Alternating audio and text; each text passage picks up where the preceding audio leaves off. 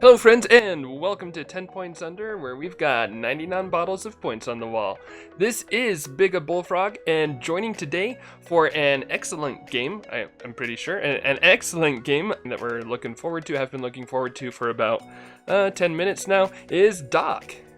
Hey, it's good to be back. It's been too long. It has been. It's good to have you back on. Yeah, I think you've had Matthias on since the last time you had me on, so I had to get back in on there in front of him. That's true. Yeah, you got to reclaim your glory there.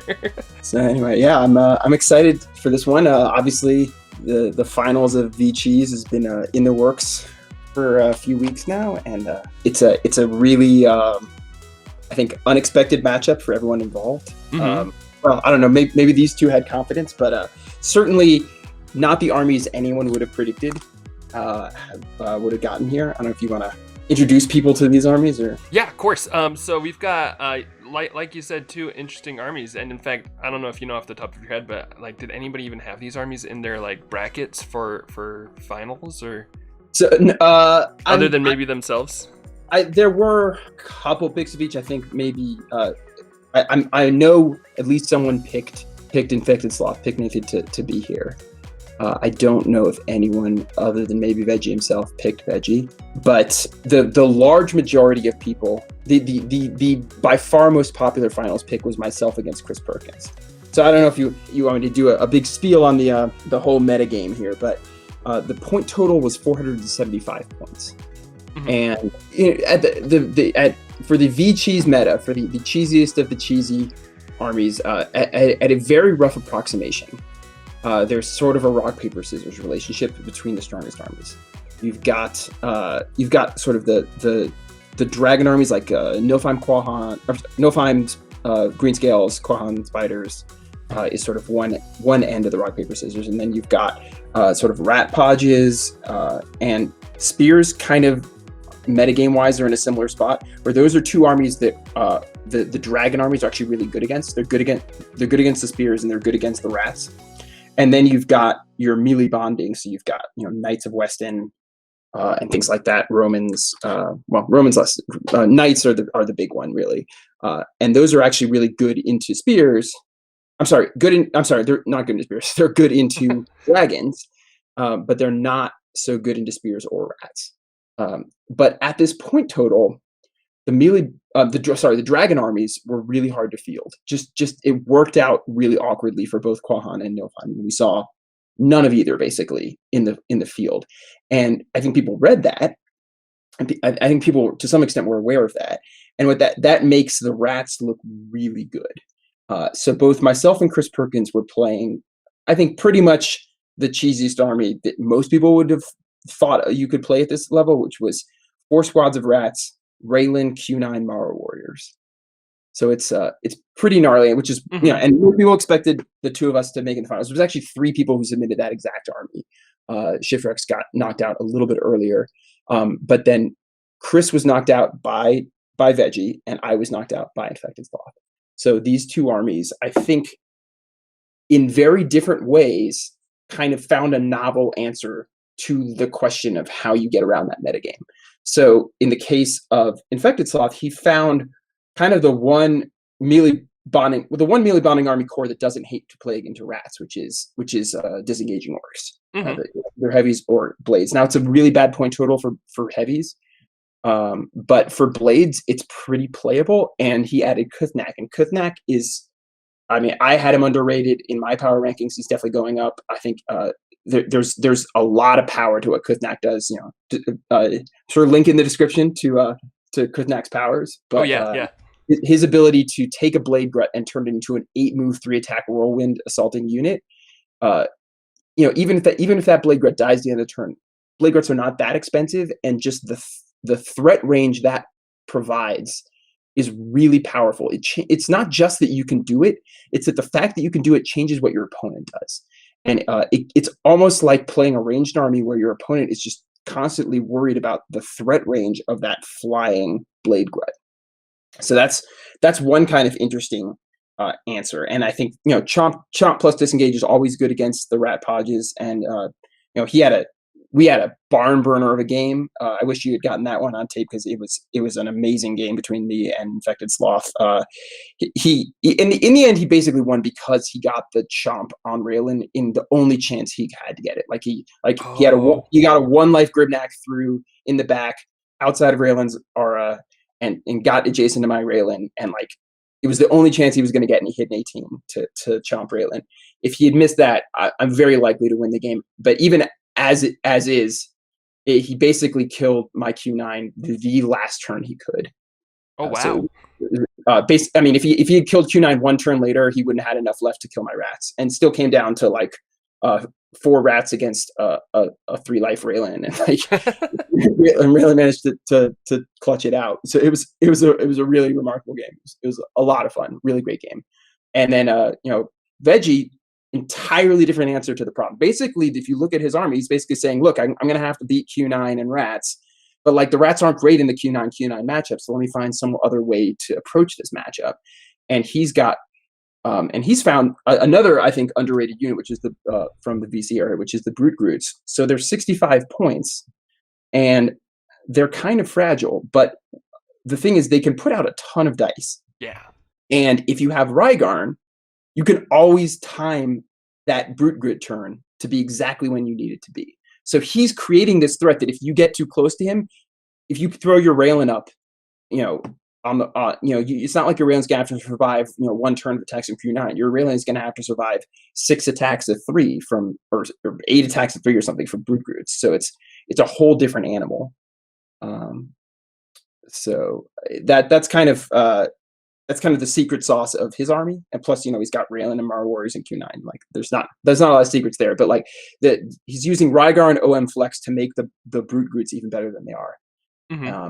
Normally. So it's and sort of the insight that if we're not going to, if it really is going to be like a Q9 dominated meta, that the rats actually aren't that great. So it's an interesting and another very different interesting solution. I don't think his army would be successful in a meta that had like if you look at what Boromir won VCheese with last time around, which was Raylan, Mara Warriors, Gilbert, 4 squads and knights. Like that army, or an army like it, is going to mop the floor with Veggie's army because he just can't deal with that flow of knights. Mm-hmm. But it's sort of an insight that he's not going to see that in this event. Of course, the one melee bonding army he can face is this one, but this one really struggles to kill Q9. So we'll see what happens. Yeah, no, that's I'm excited to see how it plays out. So yeah, just real quick specifics. We've got 5 squads of Blade Gruts up here, Grimnak, Kuthnak, Raylan down here. Like you just mentioned, we've got Brute Gruts, Rygarn, Mara Warriors, Isamu, Raylan, Q9, just in case you needed to know. For those of you who need your glasses when looking at the map, those are the specific figures that we're looking at right now. I think that's a great analysis going in. And with that, I think we can go ahead and jump into the game and see how it starts off. So this is an interesting map for this matchup because there's not really a good Raylan perch. I'm sorry, not really a good Q9 perch. There's not a Raylan perch either, but there's not really a good Q9 perch. So it's going to be interesting to see if Veggie decides to even venture past just the level 2 right in front of his start zone. I think he may be not going very far at all in this matchup. That would be my suspicion. But what that means is that if Q9 is not going to move very far up, then I would not be surprised to see Infected Sloth be very, very, very slow rolly and hiding lots of Blade Gruts behind those walls and just getting a little bit of extra movement to start things before he moves into the map. Mm-hmm.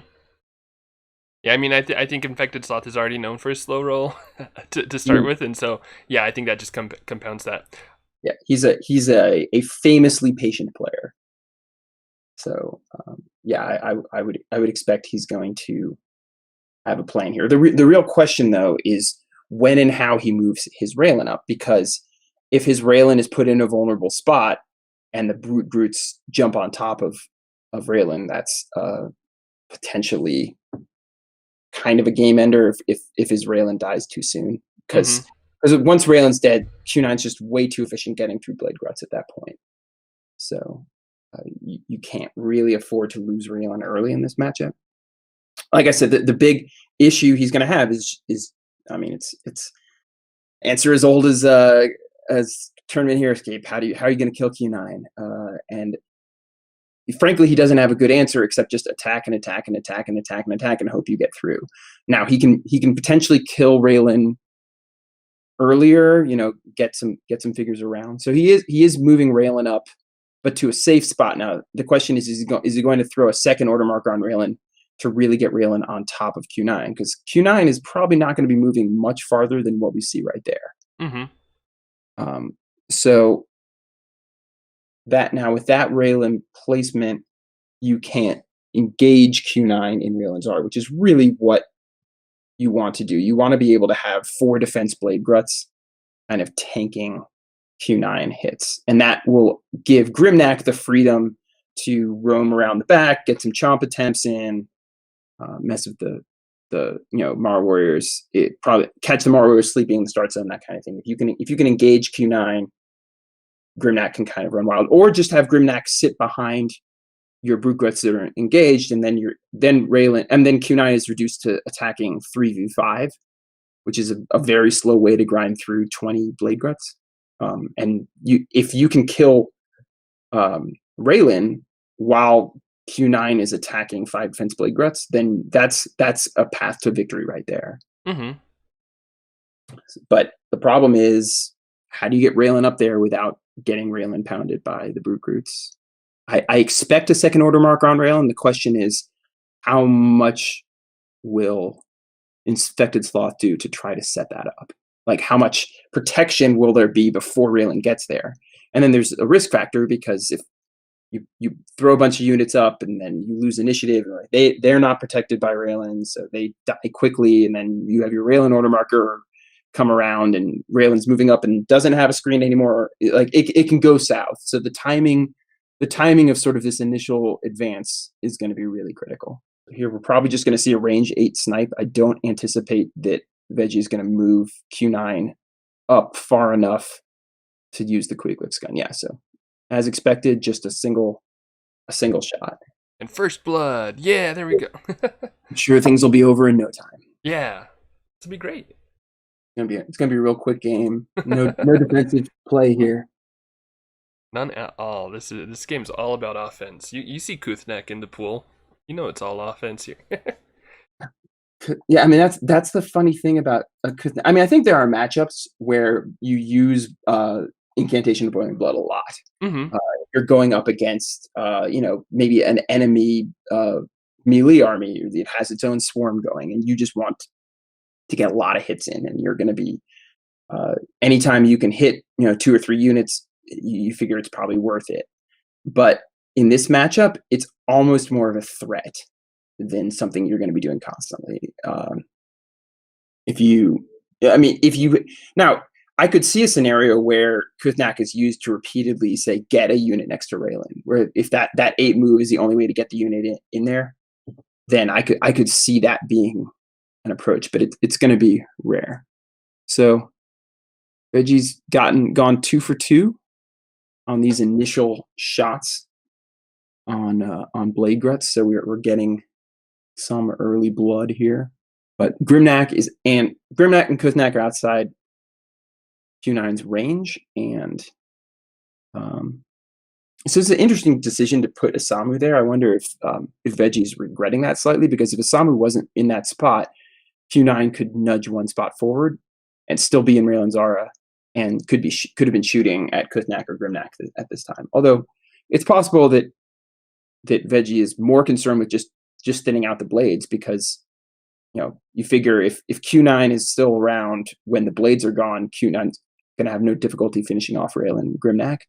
Mm-hmm. But the path to killing Q9 is to just keep throwing attacks of 3 at him with Grimnak boosted blade gruts, and just hope that eventually Q9 cracks. Well, that and killing Raylan. So the big question is, how aggressive is infectedsloth just going to decide to try to grind Q9 out, with attacks of 3v9, or is he going to try to get a Gambit in there and attack Raylan directly? My suspicion is we're going to see him try to get to Raylan. And honestly, I think there's a little bit of an opportunity here, because the Brute Groots are far enough back that if you threw an order marker on Raylan in here, and I'm not sure, let me check real quick.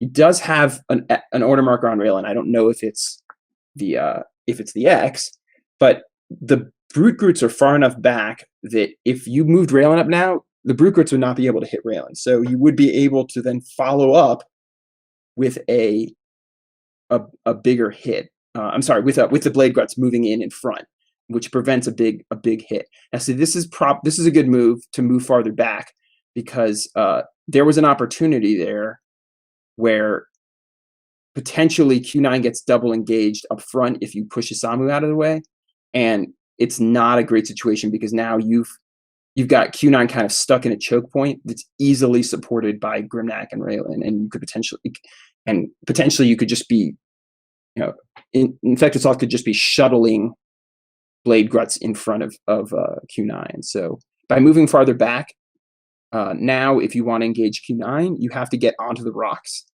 and that means that the Brute Groots are going to be able to access any figures that get in there. Mm-hmm. So okay, so boiling blood in. Boiling blood. I assume that's what that means. Yep. It's actually my favorite trick that they've done online, is just turn the ones red that are boiling blood. Yeah, it's an interesting choice to boil there. I guess the reason is you just couldn't engage otherwise. Yeah, but I'm honestly not sure it's worth it there. Yeah, I don't like for a it. single 3v9. Well, I guess you're attacking Isamu, so maybe but I mean. Yeah, but I honestly don't even like moving Isamu at this point. I liked moving Isamu when Q9 was farther up because I had the potential to get Q9 engaged in the choke point. Mm-hmm. But now it's like if Isamu moves, like I'm almost more frustrated if Isamu moves forward now because it blocks my advance, and now I'm gonna have to attack Isamu again. If Isamu vanishes twice in a row, I've accomplished nothing, and like. Yeah, it's weird to say that I feel like Nathan's being too aggressive. That's the rare thing for me to say. I don't know. I mean, I think sometimes he does make aggressive plays. I shouldn't say that, but sometimes, I don't know. It's hard to say. In this case, I'm not sure it was the right aggressive play. I'm also a little bit surprised, not super surprised, but a little bit surprised that infectedsloth did not go for the treasure glyphs, because that's true. None of them are huge for him, but Ring of Protection would be nice. Belt of Giant Strength, be okay. It's a big hit on Raylan or big hit on Q9 if you're desperate. Mm-hmm. Amulet of Searing is interesting, but probably actually a net negative. Just because you need to boost your Blade Groots. That's true. But it would potentially be powerful in endgame. Maybe he just was worried about it. So this is a really interesting choice. I'm not sure I like going that far down. I almost like tempting them onto the level 2, and because you can hit them with the Brute Groots from there. I like keeping Q9 a little farther up, but this is an option basically just to try to lengthen the map maximally. But the thing is, at this point, if infectedsloth 3 is on Raylan, I mean, he's going to be in pretty good shape because there's no way that Raylan is going to be able to. This has got to be a line of sight question because that's a pretty sketchy line of sight call. This is very sketchy. my guess is that maybe this isn't even going to happen. But the thing is, either way, if that 3 is on Raylan's going to have a chance to move up here, and even if Veggie wins initiative, he's not going to have the ability to bring the Brute Groots onto Raylan. So Raylan, there will be, in fact, I mean, if infectedsloth has the 3 on Raylan here, then infectedsloth has a very good chance to get Raylan up and stabilize, which is the thing that if I were approaching this from Nathan's perspective, from infectedsloth's perspective, that is the thing I would be wanting to do most in this matchup. I would be wanting to find the opportunity to get Raylan forward and then stabilize. So I think there's another 2 minutes of them looking for this line of sight ruling. I have the logs up to my right, so I don't know what happens. I'm actually watching this without knowing the result, but oh yeah, we hadn't mentioned that yet. This game finished like I guess at this point about half an hour ago. So yeah, Doc is so totally fresh. I have the log up, so I can see that there's a 2-minute gap before the next die roll. But I don't know what happens. I don't know what happens at the bottom of the logs. I just have literally just have the logs up and nothing else. Plus, obviously, your video playing. So I'm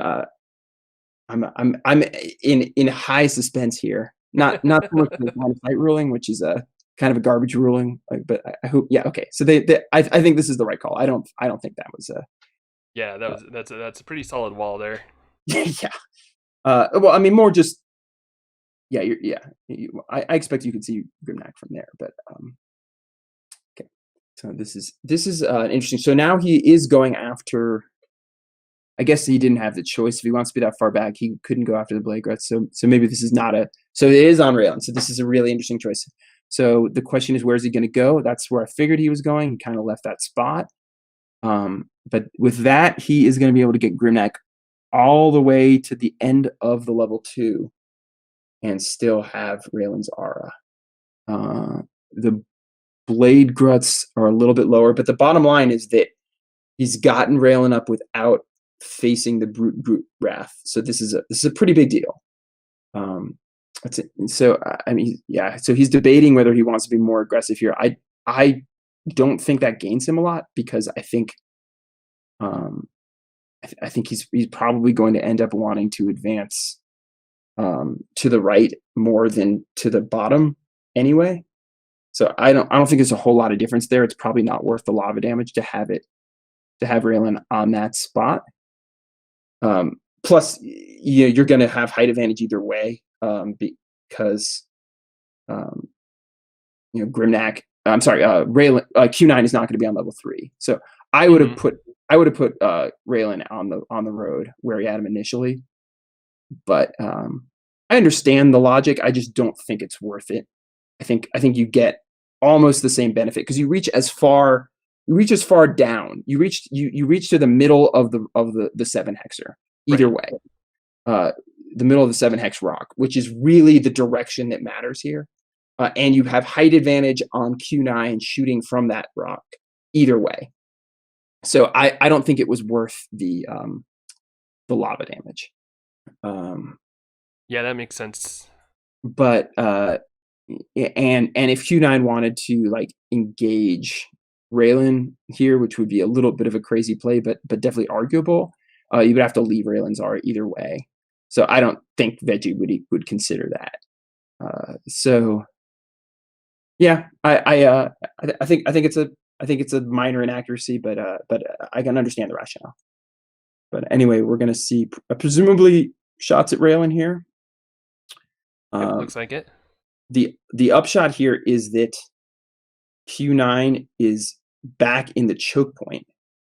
Ooh, so this is very bad now. Yeah. Because and see, look, if you put, I mean, I'm playing Mr. I Told You So here, but if we're on that level 3 road, this wouldn't be that big a deal because well, I mean, I guess maybe the logic was he was worried about a Rygar and OM flex to Isamu getting an attack of 6. But even then, I don't know. I'm just not that super mega concerned about that. This is a very smart move here. He's going for the treasure pickup and the chomp and attack on Isamu, and he's arranged in a way where Isamu cannot be in any spot that restricts the advance of the Blade Gruts, except, well, let's see, 1, 2. No, I take that back.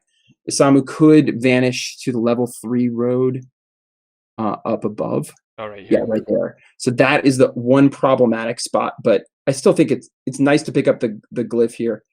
You could argue that you should just forgo the glyph and go the other diagonal here. Yeah, exactly. Where you're marked there. So like angle Kuthnak the other way.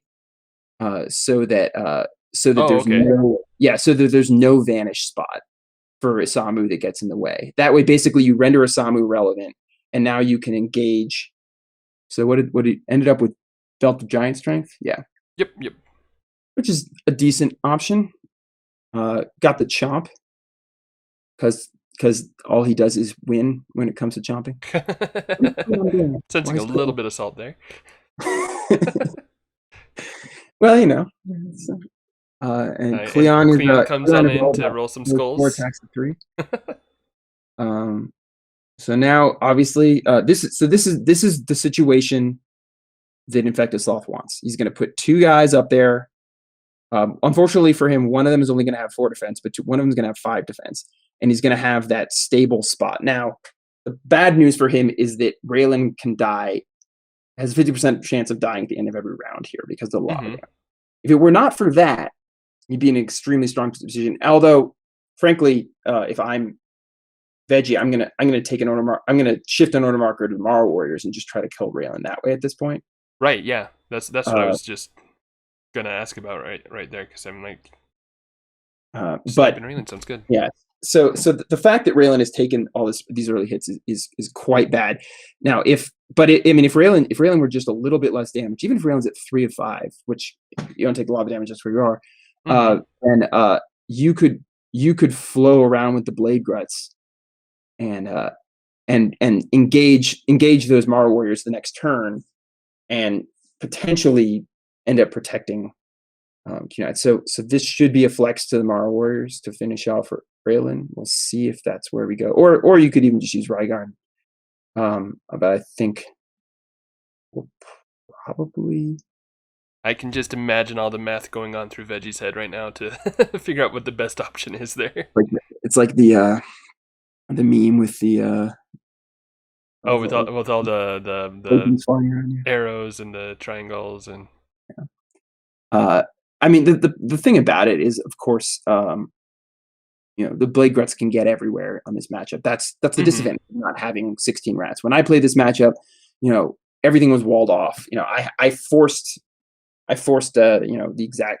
I could force the engagements by the fact that I could keep my Raylan safe, all that, but which is not a luxury that Veggie has.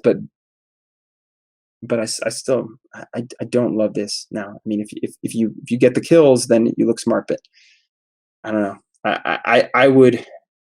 I would have tried to take Raylan out there. I think it's worth it to just bring the Mara Warriors up, even though it makes them a little bit vulnerable. Or just bring Rygarn up and shoot. An attack of 4-on-4 is probably going to do the job. You can just pull Rygarn up behind Q9 there, and just take a pot shot. So it's just going to shift Grimnak over 1 space here so that Grimnak boosts both of them. Yep. And then just flow the Blade Gruts in. Now the question is, how aggressive is he going to be putting Blade Gruts down behind, like flowing them in around? So what we might see here is a pretty conservative turn this year. This year? A pretty conservative turn right here. Oh, so okay. He does. So interesting. I think this is a mistake. I think this is a mistake because you're going to have. I mean, I guess maybe there's a sense of urgency because of the four wounds on Raylan, but I would not boil here. What I would do is I would bring some more Blade Gruts up. I would take my 2 attacks to 3, but I would bring a couple more Blade Gruts up, and then next turn I would bond with Kuthnak, get Kuthnak up, and then go for a boiling turn that hits Raylan and 2 Mara Warriors next. Oh turn. yeah, because you can get way up once you have Kuthnak up there, which he can do that. He can do that just next turn. He can do that on his OM3. He can hit Raylan and 2 Mara Warriors, or he potentially if stuff moves, it's other things. But he can start to do a lot of damage. Whereas I just don't think it's worth giving up one of your 2 blockers here. You really want to force Q9 to grind through those 5 defense gruts here. If he whiffs once on this attack of 5, well, this is probably going to be a flex to. Yeah, it's got to be a flex order marker. Yeah, well, I mean, obviously, with maybe this is why he didn't flex earlier, because he knew that makes sense. Brookgut order marker, which to me makes maybe the Brookgut order marker a little bit of a mistake. But if he knows that that's there, he knows he's probably gonna have to flex out of this one. So he didn't want to flex on OM2. So my guess is he flexes into Rygarn or Mara Warriors now to get the kill on Raylan. Or maybe he doesn't because it's order marker 3 and he figures there's a 50% chance Raylan dies anyway. But I think that was the wrong way to do it. I would have done it with the Mara Warriors because he just took a wound on Raylan. I mean on Q9. Yeah. And also again, but this is an argument for why Infected Sloth should not have boiled there. You want to keep Q9 double engaged. Q9 is completely mobilized as long as he's double engaged. Now you probably would have still lost Raylan to the Mara Warriors, but then you would have had your Kuthnak turn and you would have gotten to Boiling Blood and go berserk on something because the Mara Warriors would have been in an even more vulnerable position, and you probably could have taken out a whole bunch of stuff. So I'm finding myself remarkably critical of both of their plays. Hey, that's okay. That's okay. Well, I mean, this is a really tricky matchup. So you're going to see, and these are two really unconventional armies. So you're going to see lots of he missed the chomp on Raylan, huh?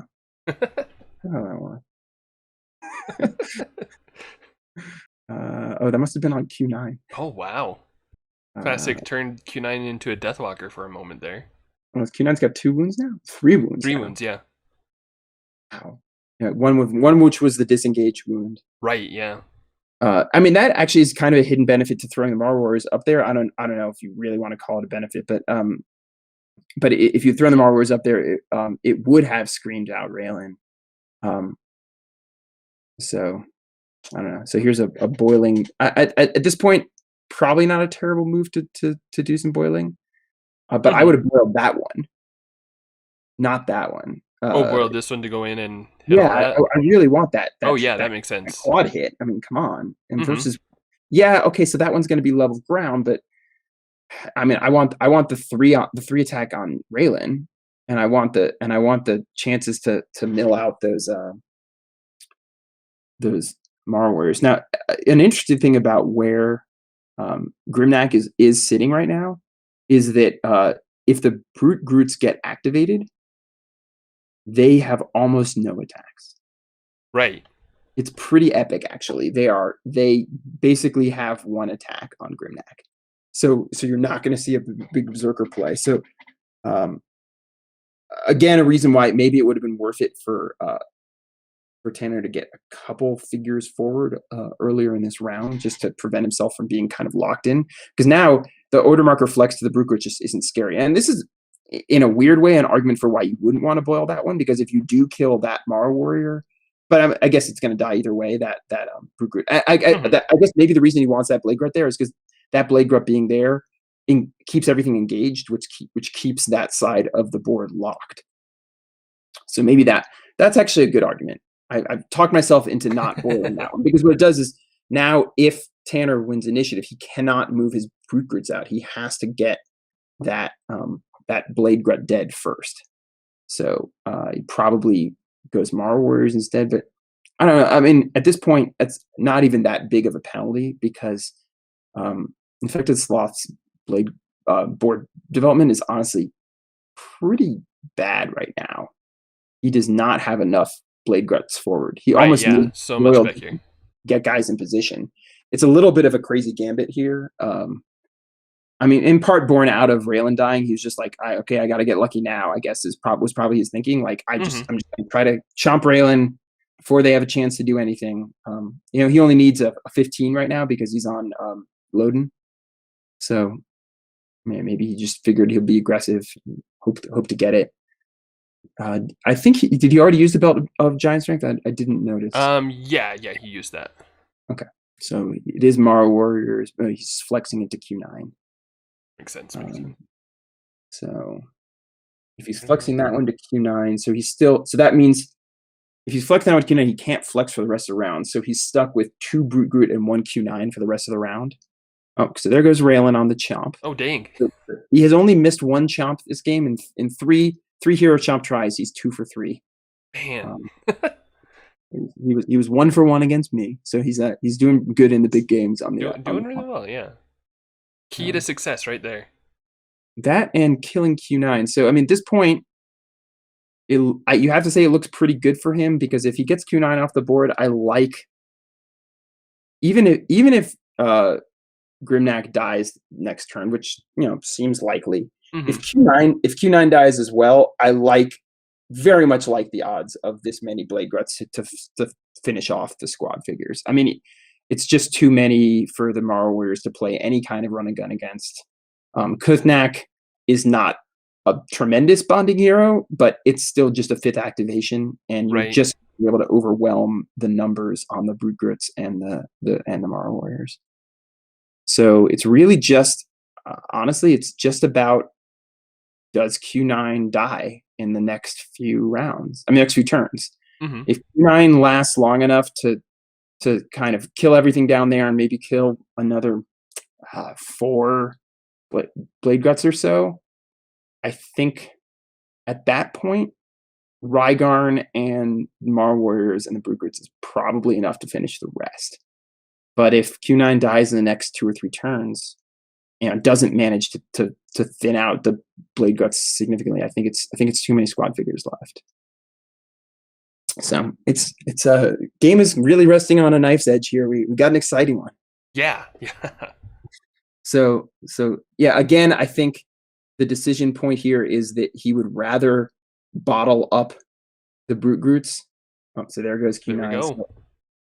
So, my guess is he's going to swing at the Brute Groot, because he wants to keep everything bottled up. And by killing that Brute Groot, he's not giving any more attacks away. Mm-hmm. If he kills Rygarn, or even forces Rygarn to temporal jump, then that opens the avenue for 3 Brute Groots to attack next turn. But if he goes for the Brute Groot, then only 2 Brute Groots get to attack next turn. So so he's going for the Morrow Warrior, which to me says he's, I mean, I don't know. I'm not sure I like this choice, because if this is on Brute Groots, which you had to expect based on the order marker placements, right? Yeah. See, like now the Brute Groots are all over. Yeah. If he kills that Brute Groot instead, they're stuck on level 1. So I think that was a mistake. Now I understand why Nickel Lamar Warriors, they're the scariest 50 points, but the thing is, if you can kind of just stabilize at this point, you're winning. Like if you're Infected Sloth, you're winning this game. You just need to be able to stabilize, and letting the Brute Groots out early, especially with Rygarn still in play, is just, it's kind of scary. Right. So you're not going to see the Berserk here. You're just going to see them finishing stuff off. Now they probably, there's a decent chance they're going to kill Grimnak anyway. But if you can force a Berserk out of them, that's great. Mm-hmm. Oh wow, that Blade Glut survived. That was a survivor. I was not expecting that. Now can he get close enough to boil that Blade Glut with Kuthnak? Oh, maybe. What's the range on Boiling Blood again? I believe it's 5. Let's see. 4. No, it's 4. So I don't think he can get close enough this turn to boil that Blade Glut, which is unfortunate for him, because obviously that would be a pretty epic boil. Right. But he can boil one on the top here, which he should, and potentially attack two Brute Groots with it. At this point, it's absolutely worth it. Just go ape with it, because you're going to tie down 2 of them anyway. You can potentially kill the other 2. Mm-hmm. It's pretty good. And if you just dive 1 down there, so he got disengage. Oh, great. Pretty garbage. Yeah. But I expect him to boil and engage 2 Brute Groots here. And then basically keep the rest of it, and then basically slow roll 2 more from the top, just to kind of get more in position. Mm-hmm. He really just needs to keep the top half of his army together here. If he can get a couple kills with those bottom guys, that's great.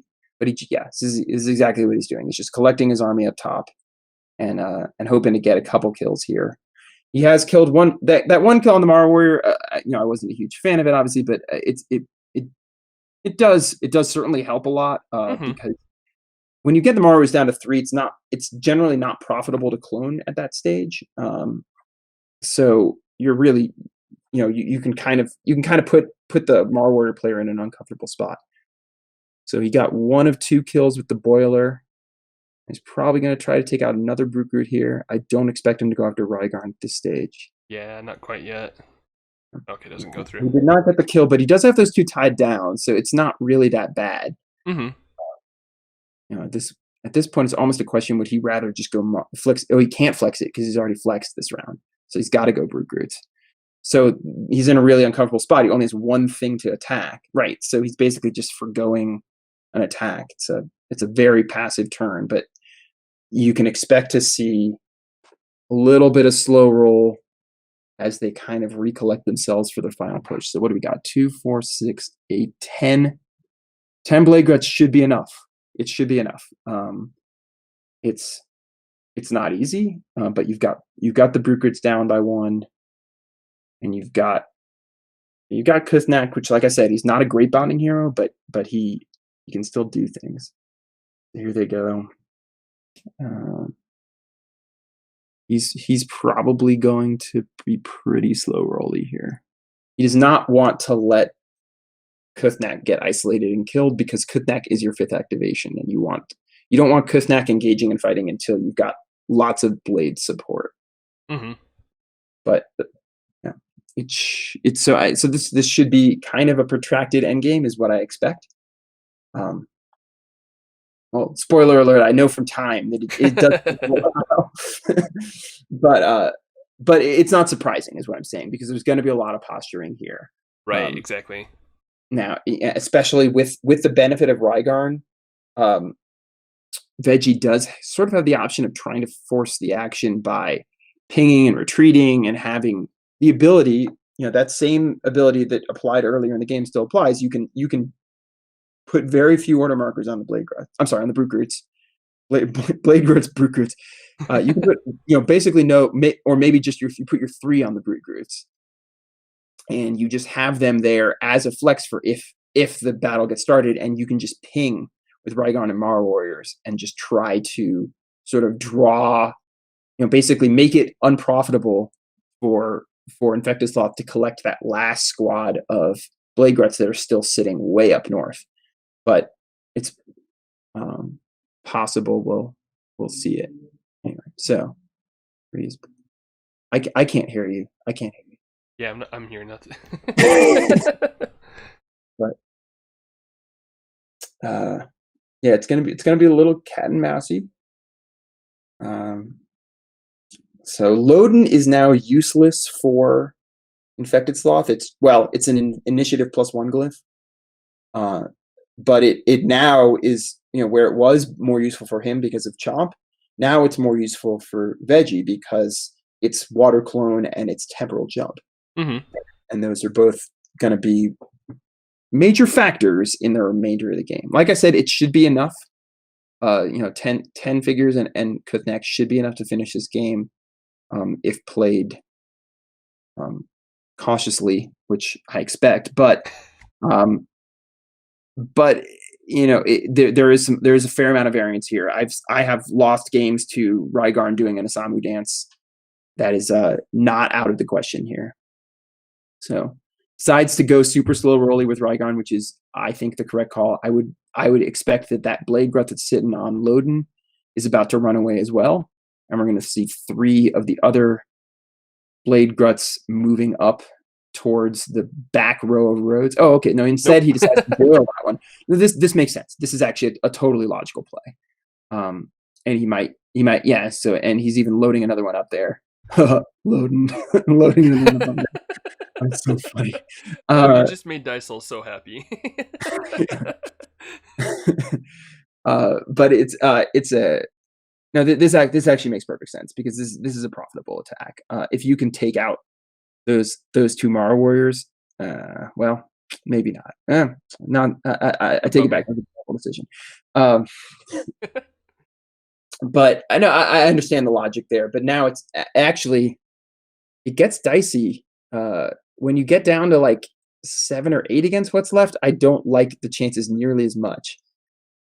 So, I mean, my instinct there, which I didn't hate the play when he did it, but my instinct there was to keep everything back on that top row, the top row of road, and just Mm-hmm. try to assemble the entire army up there before he did anything. So instead, what we're going to see here is we're going to see the Mara Warriors just trying to snipe at those two blade gruts that are in vulnerable spots. He's not going to even try to target anything else. He's just going to go for the two that he can reach, and try to thin them out.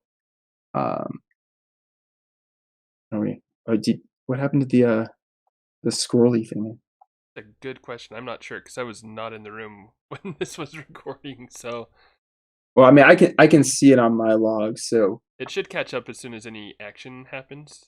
okay. Bounce back down, but yeah, I'm not sure what happened there. But I guess he hasn't even moved Mara Warriors yet, so we'll see what happens. But my expectation is he's going to put at least two of them 6 spaces away from the 2 blade gruts that are farther up. There's a possibility he won't even do that. He'll just go all 3 of them shooting at one of the blade gruts. No, he decides to go for both. He's going for the more aggressive play, which there's some logic because he's losing right now. And basically just wants, let's see, so 1 block. This is a big roll right here. Oof. Double block. So that's pretty big. This is the less important one, probably. Because Kuthnak. Oh no, Kuthnak can't reach that one because of the height. Yeah, of course he has the last side. Oh, are we seriously gonna have this discussion? Gotta be sure. You gotta be sure. Ooh, a block. Nice block. All right, so that feels pretty bad now because you can get blade gruts on all 3 Mara Warriors, and that even I wouldn't boil, to be honest, because Oh yeah, with just one target. Yeah, and more to the point, here. you could, but what I really want is I want to make it so that even if I miss, you can't run away. Ah, that makes sense. Yeah, yeah. Because So I want it's not even necessarily about losing the blade grut. It's about losing the screener, the engagement that blade grut gives you. Yeah, you want to make sure those Maro stay tied up because I mean, if we've learned anything from VCheese so far, it is that Maro Warriors and Raylan are OP, so we got to make sure that. yeah. infectedsloth is attempting to make it so that Mara Warriors and Raylan do not win 3 straight times.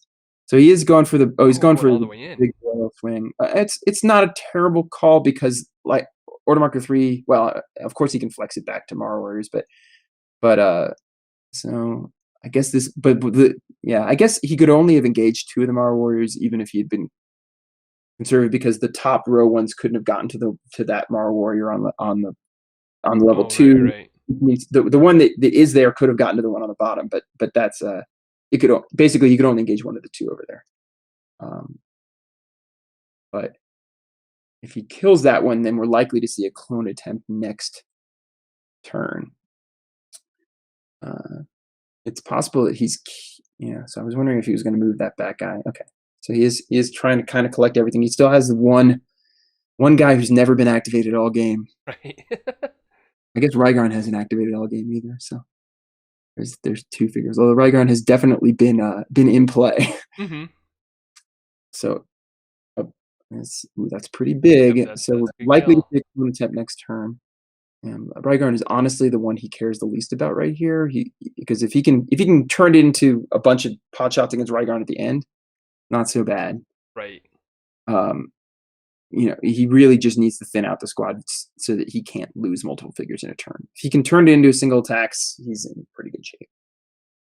What is it down to? 8? 1, 2, 3, 4, 5, 6, 7, 8. Down to 8. It's going to come down to how well these clones go. There's no water on this map, which I'm sure infectedsloth was very happy to see. Mm-hmm. So attacking? Is that where is it? Okay. Yeah, so this is interesting. It's just deciding this is I'm not sure I would have done that. But I'm probably gonna see the Kuthnak attack on the Mara Warrior here. I would say this is the time to bring Kuthnak in. Hmm. Just get the attack on that Mara up on that Mara warrior. Even if you fail, you engage it. Which it's in an awkward spot. It's either got to even if he flexes onto the Mara warriors, it has to go down to level ground to clone, which is really bad. And probably dies on Overmarker 3. So you can engage both Mara warriors. If the Brute Groots get a big 1, 2, 3, 4. The Brute Groots have a move of 5 or 6. I'm pretty sure it's 5. If it's 5, Yep. then he can't. Yeah, so this is the right move because he can only get 2 attacks of 3 on you with the Brute Groots anyway, or 2 attacks of 4 with elevation. It's still worth it, in my opinion. Even if Kuthnak takes some lumps for it, I would still probably bring Kuthnak in there and engage and try to get the hit because I think that's your only way to get into him. 1, 2, 3, 4, 5, 6. 1, 2, 3. Yeah, you can't quite get there with the Blade Grut. I think it's worth it because the worst thing that happens is you get Berserkered for 2 attacks of 4. Mm-hmm. But I'm okay with that. Yeah, I'd also be okay if the Brute Grut's Berserker as well, because that'll make it easier for the blades to finish him. Yeah. And you're going to be taking 2 shots to kill the Mara warriors. They're going to be limited after this. Mm-hmm. Yeah, I mean, I can see why he's thinking this because I've talked before about how you have to what do you need, what does winning look like, what do you need to do to win, what does losing look like is the turnaround of that, and it's the more aggressive play, and when you feel like you're in a commanding position, which infectedsloth should feel like he's in a commanding position right now, you want to avoid the high variance play. But the thing about it is you are going up against Mara warriors, Mm-hmm. and part of the high variance play is they get a bunch of clones off. So taking your shots to kill them now and then just taking your chances with everything else after that is rational, I think. So he's decided he's just going to try to kill one of them. So this is an interesting choice. I don't know. I don't think I like that. I think at the very least I would have gone after the other one, because if that one activates and runs away to the left to try to clone, it's still, you can catch it 5 different ways.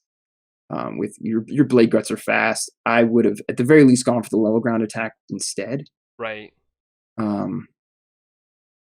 I guess, and especially now he can actually run to load into clone and then hope to win initiative. It's a little bit of a crazy play. I'm not exactly sure what Veggie's best odds here are, but I would have gone for the level ground one instead. But hey, it doesn't matter. He got the kill either way. Worked out. Genius play. Exactly what I would have done. Couldn't be better. It was.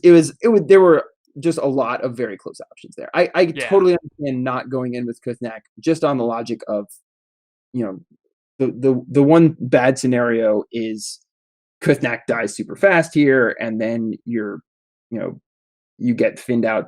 You lose initiative and get thinned out on the next round, and then you end up with. So I think Veggie has decided he's not going to win this with Mara warriors. He's going to win this with Rygarn, which, fair play. Happen. I mean, it's a jumping range decent move. So. Yeah, I mean, and the thing about even with just 2 Brute Groots left, there is a danger to mobbing Rygarn, because if you mob, then every one of those Brute Groots is going to get 2 attacks off on 2 different Blade Gruts. You could very, very, if you put 4 Blade Gruts down there in places the Brute Groots can engage them, the Brute Groots are going to kill 4 Blade Gruts probably in the next turn, because they're going to move around, they're going to go frenzy, and they're going to get 4 attacks of 4 on 2 defense figures. So that's so even at the weakened state that they are in, they definitely affect the options that infectedsloth has. But still, you have to like his odds, even if he just is relatively cautious and just tries to ping down. Still has to get through a Rygarn, and like I said, I have lost to the Rygarn doing his best Isamu impression and just temporal jumping. I've I've lost 5 wounds to Rygarn to temporal jumps in one game before. Holy cow. Like temporal jumps saved a total of 5 wounds on a 4-life figure. So there's that. It can happen. Mm-hmm. That happened recently. So it's fresh in my mind. So that's a funny spot to place Kuthnak. Kuthnak, none of because Rygarn is so slow, Rygarn cannot get there unless temporal jump hits. But Rygarn cannot get to the level 3 to shoot down on Kuthnak, so it's a relatively safe spot. I expect the very top Blade Grunt moving this turn probably. We're going to see a little bit of slow rolling here because as long as there's multiple Brute Groots in play, it's a little risky to do too much mobbing. Although I guess, I don't know if I like that because if that Brute Groot dies, he's going to just bring the other one up berserk and kill both blades. I don't like double engaging there. Even if he doesn't, either way, probably both those blades are dying next turn. So I don't like this play. I would have just moved one of those up and slow rolled the one from the top onto the roads. So we're probably going to see a Brute Groot order marker here with two attacks of 4 on the Blade Gruts and 2 attacks of 3 up on Kuthnak is my expectation. Oh, I'm sorry. That was the last order marker of the round. Okay. But yeah, there we go. It's going to happen now. I mean, it was the play. Like I said, I would have just single engaged there and brought a Blade Grunt in from the top, just so that way the Brute Groot order marker just seems way less appealing. Granted, if you, I would actually done the one on the bottom of those two is the one I would have placed, because that way any trying to come over to engage Kuthnak over the top would have required a disengage, as opposed to being able to come around him. So yeah, this is exactly what we're going to say. We're going to say 2 attacks of 4 on the Blade Gruts and 1 attack up on Kuthnak. So yeah, this was an unnecessary. I mean, it would have potentially he does this either way, but he doesn't kill a Blade Grut. He doesn't kill the second Blade Grut. That's right, exactly. And at this point, it's actually not looking phenomenal because you're down to your last squad of Blade Gruts. So losing that Blade Grut was your last margin. I would just feel a lot better with 3 Blade Gruts up on the rail right now instead of 1 and then 1 in the start zone. So that basically ends the Brute Groots as a threat, in part because you're not going to see Blade Gruts in positions where that's an issue after this. But that's true. you're not going to see 2 Blade Gruts next to each other before that Brute Groot's dead. But so 1, 2, 3. I would keep that at least 1 space farther back. Yeah, 1 space farther. Okay, well that's fine too. But basically, you just want that Blade Grut far enough back that it can't be engaged by a Brute Groot, which is all he needed to do there. And we're probably going to see we're seeing 2 attacks on the Morrow Warrior here. I assume. I guess so. Yeah. Finish that off. Is he not moving the one offloading? Sure. I think you should just take 2 attacks on the Morrow Warrior. I mean, you can disengage away from it next turn anyway. Right. It's not. I guess maybe you're just not worried about it, so you just take 1 attack on him because you figure like he's not going to put an order marker on Morrow Warriors at this stage anyway. Yeah. All right. There's an argument there. It's fine. Mm-hmm. It's probably the right call actually. So yeah, not a lot to do here. I would move up 1 space just so that I have the option of getting to the level 3 on the next turn. Not that it's likely going to happen because you're probably just going to get mobbed by Blade Gruts next turn. Right. You could take a leave here, but I think 3, 4, 5, 6. You could if you go all the way to the bottom, you can keep one of the Blade Gruts off you, but it's not really that great because that one's just going to attack the Brute Groot. So yeah, you're kind of stuck. You just gotta win the fight. And what's Kuthnak at? 2, 4. Yeah. So I would swing Kuthnak down to cover the Brute Groot. Go down here. Yeah, probably. Well, I don't know. I guess it doesn't super matter because the Brute Groot is going to be able to get to a Blade Grut either way. But maybe make it a little harder. I don't know. It's a lot of I mean, I think you just see the risk. You saw what it did last time, and it'll do it again. So you just try to trying to snuff it out. Unfortunate for infectedsloth there. The problem with putting it there, can you get 1, 2, 3, 4, 5? Yeah, you can't get them to the level 2 engage with that Brookroot. So now that Brookroot is, no matter what you do, is going to be able to swing around. But maybe you, and I mean, you can keep it from getting attacks on 2 different blades. So this is questionable because because that Brookroot's going to be able to. Well, I guess it has to disengage to come around the backside, and that's maybe a risk that Nathan won't take. So I don't see why he's not taking another attack on Rygarn because that Brookroot's going to be able to get an attack on Rygarn and the Brookroot either way. Right. Yeah. I'm sorry. Attack on that Brookroot's going to be able to swing around and attack Kuthnak and a Blade Grunt either way. You may as well have taken the attack on Rygarn. It was just an attack you had to play with. Mm-hmm. Oof. There's Kuthnak. That's pretty bad. Now all of a sudden Tanner's in the lead. So that was an unnecessary. Like I said, I just feel like he's played into the Brookroots a little bit here, and it's so now it's a 2 defense Brookroot. So but much more manageable. Mm-hmm. Maybe. Okay, there we go. Yeah, it's still at this point Rygarn is the favorite. Mm-hmm. But we'll see how it plays out. It's at this point there's really no strategy left. It's in the hands of the dice gods. The only interesting thing to talk about is what happens if there's a temporal jump. Where do you jump to? But it's a pretty. Hey, there you go.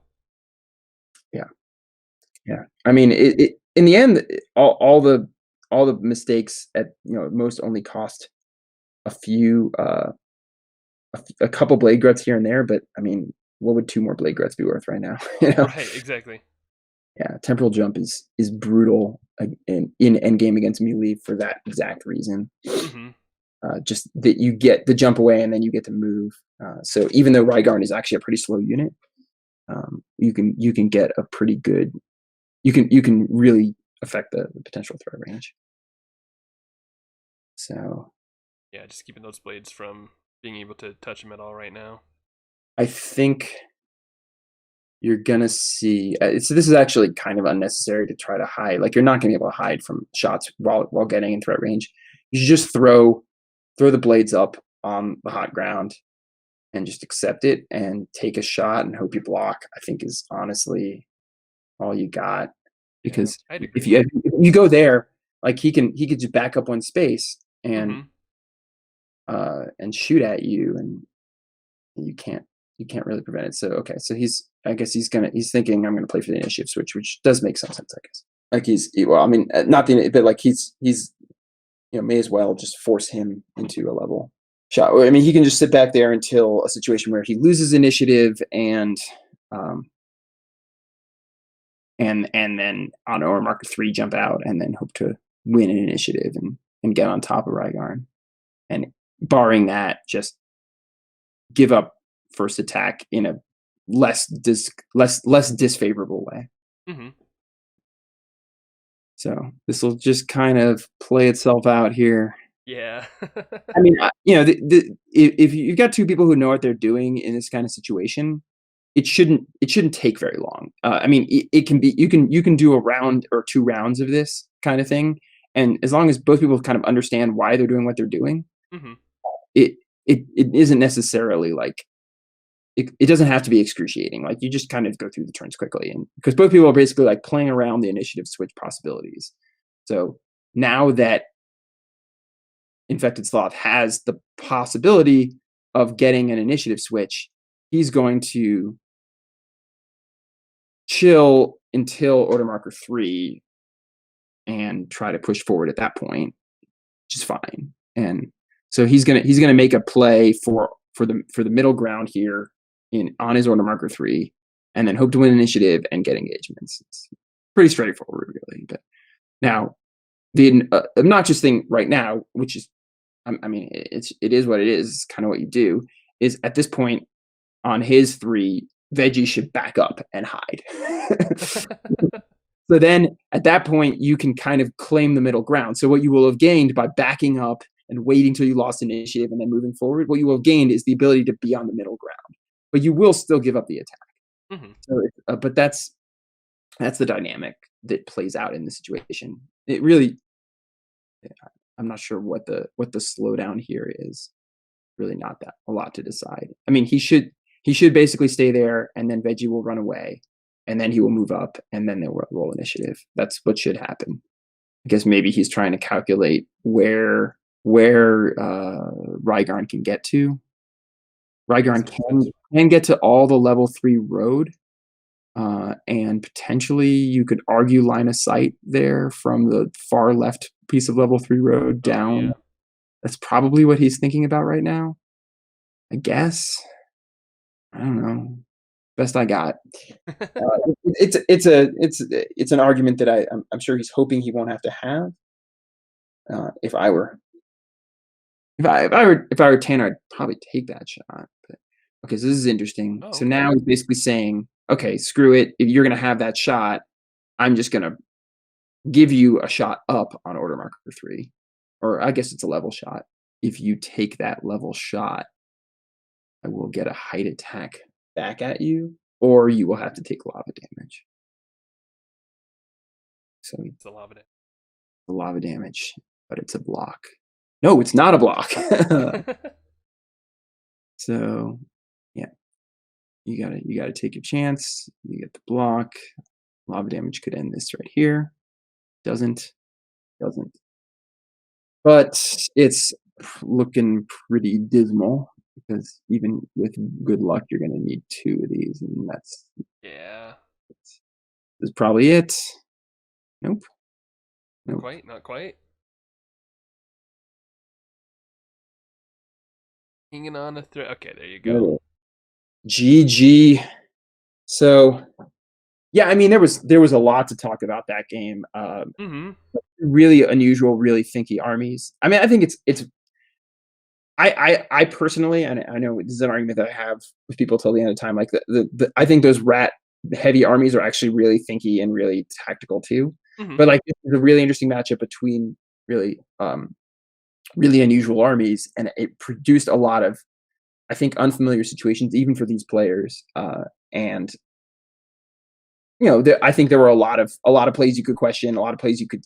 Sometimes I was suggesting something, and then I'd see them do something. I was like, that was probably fine too. Some of them I think were mistakes, but it's really interesting to see those dynamics. See that the boiling blood decisions are really tricky. The positioning decisions. I would have liked to have seen Veggie develop a little more with his 2 squads earlier in the game, so that it would have been harder for Infected Sloth to get his Raylan forward. As it turned out, I didn't. That Raylan died really fast anyway, so it wasn't. Right. It didn't end up really hurting him, but he did take his Q9 took a lot of damage. That disengage was obviously costly. To get to take a wound on Q9 that way, don't really want to do that. Mm-hmm. And it just basically just to get that kill on Raylan. I would have rather seen that with the squads, and then we had some really tricky plays with the Boiling Bloods and playing around the Brute Roots late in the game. I think a couple Blade Gruts here and there that got lost to really, really tight, arguable decisions. I don't think they were like obvious errors. I mean, I disagreed with some of them, but I think there's certainly a logical argument for them. So I don't know. Really, really interesting decisions all around. It was a great final, and I'm just happy to see such a pair of unusual armies doing well. I think it speaks to some of the more unexplored aspects of the meta. Right. Yeah. Now, I do think if we had a different point total, we might see something way more conventional next time around. Mm-hmm. But it was really interesting to see how, just because of the way the points worked out, where I mean, it's really weird to say, but like I feel like these armies were successful because like Quahan and Nilfheim weren't good at this point total, like, which is like such a weird, like, you have to take a long road to get there. But that's kind of how I feel about how this tournament played out. But very cool, very happy with the results. So yeah. Yeah, no, I think it was a great event. I really enjoyed seeing these armies come through, and I'm excited to see like how that kind of pushes the meta in the future, because like you Mhm. said, point total dictates a lot. But I wouldn't be surprised to see. I'm like, especially with Kuthnak, I'd expect to see a lot of Kuthnak experimentation in the future. For sure. He's And definitely been a sleeper unit. yeah, I mean, even if you're playing at a high point total, I Mm-hmm. mean, if you were playing at, whatever, 600, you could do this and throw in came out, whatever. Right. Like, Yeah. it's still a good army, right?